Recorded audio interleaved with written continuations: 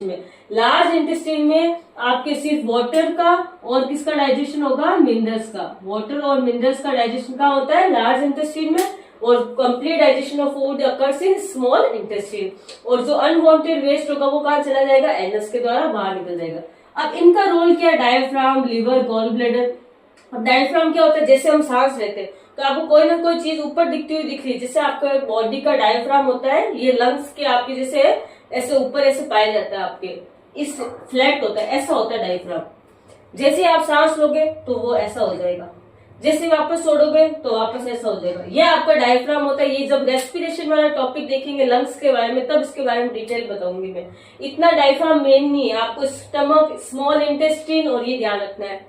अब देखो pancreas, pancreas को हम कहते हैं अग्नाशय। यहाँ पे इतना कोई डाइजेशन नहीं होता है, बस आपको यहाँ ध्यान रखना है। यकृत, लिवर और गॉल ब्लैडर के बारे में ध्यान रखना है। लिवर में क्या होता है, जैसे लिवर है, यहाँ पे आपके एक जूस पाया जाता है, जैसे पित्त रस पाया जाता है, पित्त रस, जिसको आपका ये पित्त रस क्या करता है, लिवर में डाइजेशन। पित्त रस का शुरुआत कहाँ होती है, लिवर में।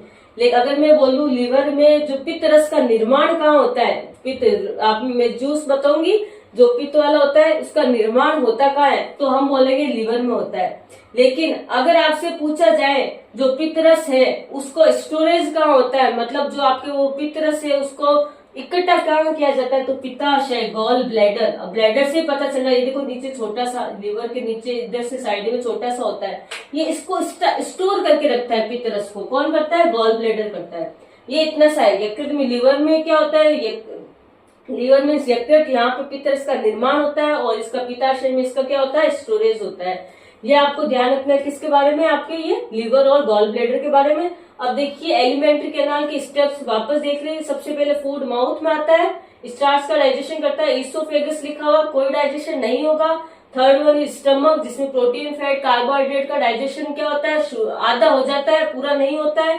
पूरे होने के लिए स्टमक के एस पास में याद रखो, स्मॉल इंटेस्टाइन में जाएगा जहाँ पे कंप्लीट डाइजेशन ऑफ फूड होगा।